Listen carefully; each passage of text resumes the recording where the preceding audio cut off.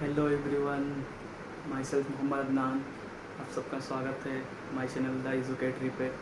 तो हम लोग इससे पहले वाले वीडियो में ईयर के बारे में पूरा स्ट्रक्चर पढ़ गए, ठीक है। अगर आपने वीडियो नहीं देखी हो तो जाके पहले वो वीडियो देखें, फिर उसका मैकेनिज़्म समझ में आएगा, ठीक है। तो आज हम लोग मैकेनिज़्म ऑफ ईयर, कैसे हियरिंग होती है, कैसे क्या होता है, उसके बारे में बात करेंगे, ठीक है। तो फर्स्ट जो बात करेंगे, ठीक है, साउंड वेव। जैसे हम लोग सुन रहे तो ये कैसे साउंड आ रहा है, कैसे हो रही। तो अब क्या होता है कि हम लोग बोल रहे तो अब सारे इन्वायरमेंट में जो ये अपना है, इस इन्वायरमेंट में साउंड वेव के रूम में हम लोग की आवाज़ जाती है, ठीक है। तो अब साउंड वेव के द्वारा कैसे कनेक्ट होती है, कैसे आती है अपने ईयर तक, कैसे हम लोग को पता चलता है कि इस बंदे ने यही चीज़ बोला, ठीक है। तो अब देखो इन्वायरमेंट में क्या करना चाहते हैं, साउंड वेव जो हम लोग बोलते हैं। तो अब ये अपना ईयर पिन्ना है, ठीक है। ईयर पिन्ना क्या करता, कलेक्ट करता, क्या कलेक्ट करता, साउंड वेव को। तो ईयर पिन्ना का वर्क क्या होता, कलेक्टिंग ऑफ साउंड वेव, ठीक है। साउंड वेव को ईयर पिन्ना, इसलिए अपना ईयर पिन्ना इतना बड़ा होता है, कलेक्ट करता साउंड वेव को। अब वो कलेक्ट करके क्या करता, कलेक्ट करके ये जो कैनाल दिख रही है ना, EAM या EAC, EM और EAC में अपने साउंड वेव को भेजती। अब साउंड वेव को यहाँ पे भेज दी, ठीक है। तो अब यहाँ बीच में क्या है, ईयर ड्रम। ईयर ड्रम क्या है, पर्दा। तो अब जैसे ये साउंड वेव गई, ठीक है, तो ये पर्दा है, ठीक है, ये पर्दा। तो अब जब साउंड वेव ऐसे आके इसे पड़ेगी तो ये पर्दा ऐसे क्या होगा, ऐसे ऐसे हिलेगा, ठीक है। क्या होगा, हिलेगा। तो अब जब ये हिला मतलब वाइब्रेट हुआ, ठीक है। अब ये वाइब्रेट होगा किससे, साउंड वेव है, साउंड वेव। तो अब इससे ये वाइब्रेट हो, जब ये ड्रम जब जो पर्दा है ये वाइब्रेट हुआ तो इससे जस्ट अटैच है क्या, मेलियस बोन, ठीक है। अब ये अटैच है तो ये भी वाइब्रेट हुई, ये भी वाइब्रेट हुई, ये वाइब्रेट हुआ तो फिर इनकस भी इससे अटैच है, ठीक है। तो अब इनकस में भी वाइब्रेशन हुआ, इनकस में वाइब्रेशन हुआ, फिर स्टेप्स भी इसी से अटैच है तो उसमें भी वाइब्रेट हुआ। क्या हुआ, वाइब्रेट हुआ। क्यों, क्योंकि ये सब एक दूसरे से चेन लाइट फिजन में जुड़ी हुई है, ठीक है। अब ये वाइब्रेशन ओवल विंडो के द्वारा किसमें खुलता, किसमें जाता, स्केला वेस्टिबुलाई में, जो कि बॉनी लैबिरिंथ का पार्ट है, ठीक है, इनर ईयर में। अगर आप लोग ने पहले फर्स्ट वीडियो नहीं देखा होगा तो ये समझ में नहीं आएगा, इससे तो सबसे पहले आप जाके पहला वीडियो देखें, तभी मैकेनिज्म समझ में आएगा। अब यहाँ पे क्या है, सब लिक्विड है, ठीक है, लिक्विड। तो ये स्केला वेस्टिबुलाई में सबसे फर्स्ट वाइब्रेशन इसमें आएगा, वेब मतलब स्केला वेस्टिबुलाई में है। तो अब इसमें क्या है, लिक्विड। कौन सा लिक्विड, पेरीलिम्फ, पेरीलिम्फ है, ठीक है, पेरीलिम्फ है। तो अब इसमें क्या होगा, लहर पैदा होगी, क्या लहर पैदा होगी, वेव, वेव बनेगी, ठीक है। क्या बनेगी, वेव, लहर पैदा होगी। लिक्विड है, अब ये बॉम था तो ये वाइब्रेट हुई, अब इसमें वेव पैदा होगी, लहर आएगा, ठीक है। अब इसके बाद किसमें लहर पैदा होगी, इसमें लीजिए, इसमें नहीं पैदा होंगी, इसमें पैदा होंगी। ये दिख रहा है सिर्फ हम लोग को तीन पार्ट, तीन सेक्शन में डिवाइड, लेकिन स्केला वेस्टिबुलाई और स्केला टेम्पनी आपस में कनेक्ट हैं इंटरनली, किसके, हेलिकोट्रीमा के द्वारा, हेलिकोट्रीमा के द्वारा कनेक्ट हैं। तो इसके बाद इसमें वेव पैदा होंगी, इसमें वेव पैदा होने के बाद इसमें भी लिम्फ है, पेरीलिम्फ है, फिर इसमें लहरें पैदा होंगी, ठीक है। तो अब इसमें लहरें पैदा होंगी तो इससे जस्ट क्या अटैच है, बेसिलर मेम्ब्रेन। तो अब उसमें भी ऐसे ऐसे होगा, लहर पैदा होंगी। तो अब क्या होगा, देखो इससे एक तालाब है, तालाब में क्या होता है, पानी भरा होता है, ठीक है। तो जब तेज़ हवा चलती है तो आप लोग देखेंगे पानी की लहरें ऐसे ऐसे होती है, ऐसे ऐसे, ठीक है। तो अब उस पानी के ऊपर कोई डब्बा या कुछ भी पड़ा होता, कुछ भी चीज़ कोई भी पड़ा तो वो भी ऐसे ऐसे होने लगता। तो अब इस लिम्फ में ये भी तो फ्लोट कर रहा है, ये अपना ये पूरा स्केला मीडिया, ठीक है, पेरीलिम्फ। तो अब जब इसमें लहरें पैदा हुई तो अब बेसिलर मेम्ब्रेन भी ऊपर नीचे होने लगी, बेसिलर मेम्ब्रेन नीचे, तो इसके ऊपर नीचे होने को क्या बोलते हैं, रिपल। मेम्ब्रेन जो ऊपर नीचे होती है, मतलब जिसमें लहरें पैदा होती है तो उसको रिपल बोलते हैं। अब देखो, अब ये बेसिलर मेम्ब्रेन में रिपल पैदा होती है। अब बेसिलर मेम्ब्रेन के ऊपर क्या रखा हुआ, ये तुम्हारा समझ लो, ये बेसिलर मेम्ब्रेन है, ये तुम्हारा ऑर्गन ऑफ कोल्टाई, ये क्या है, ऑर्गन ऑफ कोल्टाई है, ठीक है। इसके ऊपर ऑर्गन ऑफ कोल्टाई रखा हुआ है, ठीक है। तो अब जब ये हिलेगा बेसिलर मेम्ब्रेन तो ये भी हिलेगा ना, ये भी हिलेगा ऑर्गन ऑफ कोर्टाई, ठीक है।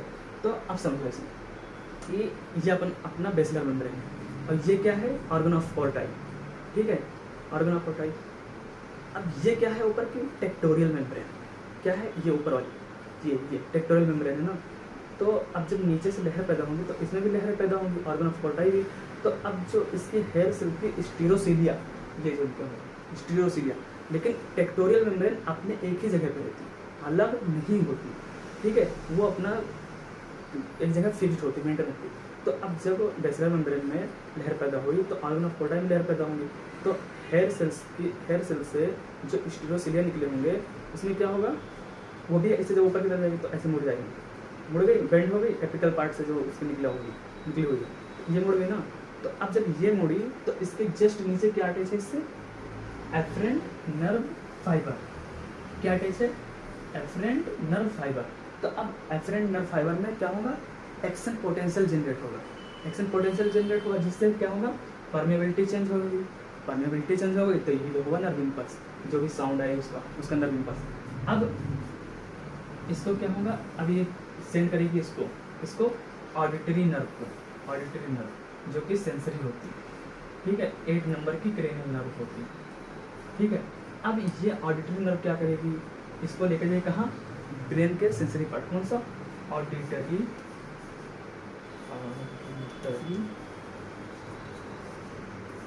कॉर्टेक्स में लेके जाएगी ऑफ ब्रेन।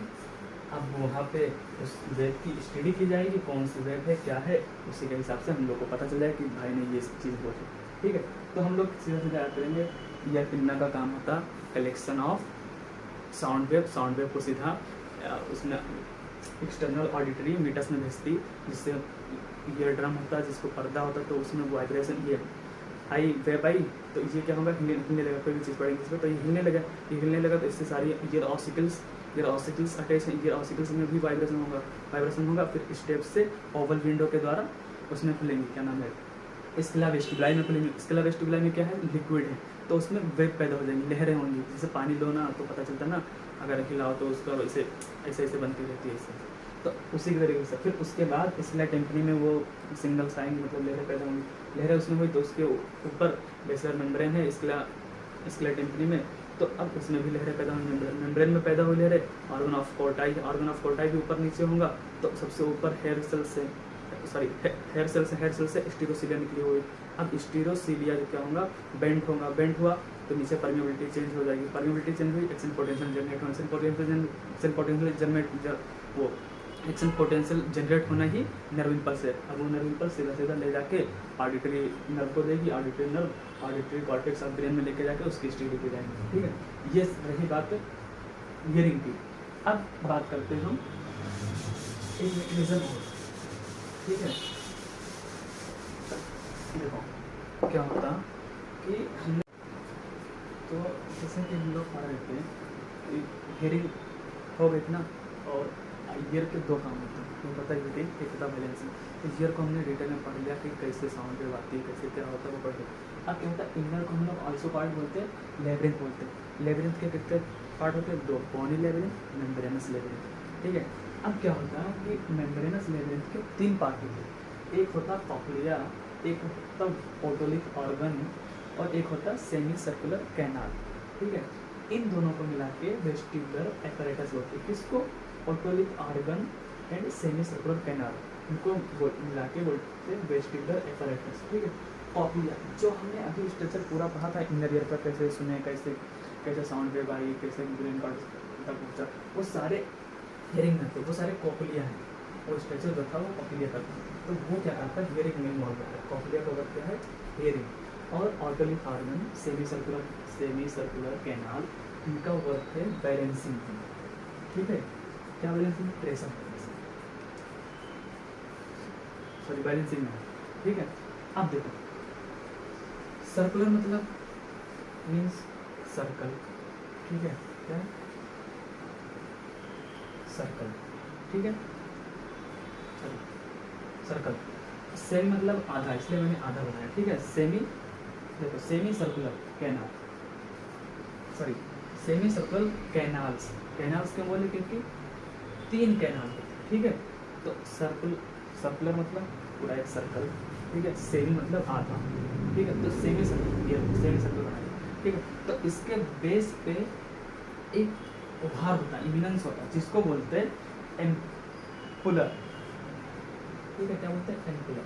इस उभार को एम्पुला बोलते हैं, ठीक है। इस उभार को एम्पुला बोलते हैं। अब क्या होता कि इस बेस के ऊपर इसके उभार होता और फिर एक इमिनेंस होता, इसको बोलते हैं क्रिस्टा एम्पुलरिस, इसको बोलते हैं एम्पुला, ठीक है। और इसको बोलते हैं क्रिस्टा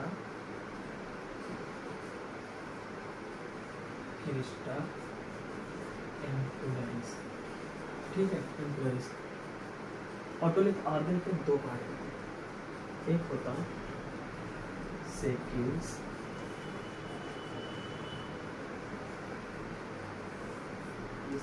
एक होता यूट्रिक्यूल। क्या होता? यूट्रिक्यूल। क्या होता है? यूट्रिक्यूल होता है, ठीक है। अब इन दोनों को मिला, इन दोनों में एक उभार होता जिसको बोलते हैं रिज। क्या बोलते हैं?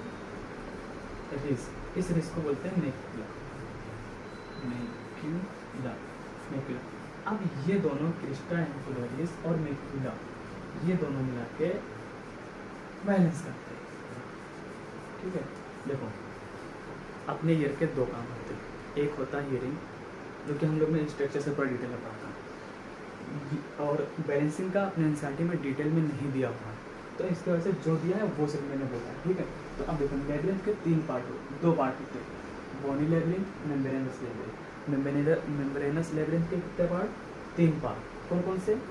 Cochlea, otolith organ, semi circular, canal, ठीक है। तो कॉक्लिया, जो हमने इनर ईयर का स्ट्रक्चर पढ़ा पूरा, वो था कॉक्लिया था। तो कॉक्लिया था वो क्या, एक किस्म में करता कॉक्लिया हियरिंग में। अब क्या होता है? ऑटोलिथ ऑर्गन और सेमी सर्कुलर कैनाल, इनको मिला के बोलते हैं वेस्टिबुलर एपारेटस, जो कि हेल्प करते हैं बैलेंसिंग में। कैसे हेल्प करते वो पढ़ते हैं। हेलो, पहले सेमी सर्कुलर कैनाल के बारे में पढ़ते हैं। इसमें कैनाल्स, मैंने सेमी सर्कुलर कैनाल्स लिखा, मतलब एक से ज़्यादा होंगे, 3 होते, लेकिन कैसे होते हैं? आपस में परपेंडिकुलर होते हैं, इसलिए जब आपस में परपेंडिकुलर, इनको लोग होते हैं परपेंडिकुलर, तो तीनों आपस में परपेंडिकुलर होते हैं, ठीक है। परपेंडिकुलर होते हैं। सर्कुलर मतलब एक सर्कल, सेमी मतलब आधा, इसलिए सेमी सर्कुलर ऐसा बना है, ठीक है। अब इसके बेस पे, सर्कुलर के बेस पे एक इमिनेंस कह लो या उभार कह लो होता है, जिसको बोलते हैं एम्पुला, ठीक है। एम्पुला। और इसके फिर एक इमिनेंस होता है जिसको बोलते हैं क्रिस्टा एम्पुलरिस। नाम यहाँ पे नहीं दिख रहा होगा, इसलिए मैं बोल रहा क्रिस्टा एम्पुलरिस, ठीक है। अब देखो, अब ऑटोलिथ ऑर्गन के 2 पार्ट होते हैं, सेक्यूल्स एंड यूट्रिकल्स, 2 पार्ट, सेक्यूल्स एंड यूट्रिकल्स। इन दोनों में एक उभार होता है, इसके उभार को क्या बोलते हैं? रिज बोलते हैं। रिज, जो रिज कहलाता, जिसको बोलते हैं मैक्यूला एंड क्रिस्टा एम्पुलरिस, ये दोनों मिला के आपस में बैलेंसिंग का काम करते हैं, ठीक। ये रहा बैलेंसिंग का, ठीक है। अब एक, जबकि आपने देखा होगा कि अपने ईयर के 3 पार्ट होते हैं, आउटर, मिडिल, इनर, जिनमें हियरिंग का भी काम इनर का हुआ, बैलेंसिंग का काम भी इनर का हुआ। आउटर और मिडिल का सिर्फ ये वाइब्रेशन इधर उधर पास कर, और मेन काम सब इनर में आता है। अपने ईयर को बोलते स्टेटो अकॉस्टिक ऑर्गन। स्टेटो मतलब बैलेंस, क्या? बैलेंस। और अकास्टिक मतलब हियरिंग, ठीक है। ये पूरा रहा था स्टेटो अकॉस्टिक ऑर्गन, और ये रहा ईयर कंप्लीट। और ये मैकेनिज्म हो गई। इससे पहले वाले वीडियो में हमने बताया था उसका स्ट्रक्चर कैसे होता, कैसे नहीं होता, ठीक है, उसका डिटेल बताया। अब इसमें मैकेनिज्म पूरा बता दिया। अब लोग पूरा वीडियो देखने के बाद एक बार एनसीईआरटी रीड ज़रूर करिए। उसके बाद कोई डाउट हो तो मेल करिए, मैसेज करिए व्हाट्सएप पे, आपको कांटेक्ट में है इंस्टाग्राम पे। वीडियो अच्छी लगे तो लाइक करिए, सब्सक्राइब करिए, ठीक है। तब तक के लिए धन्यवाद।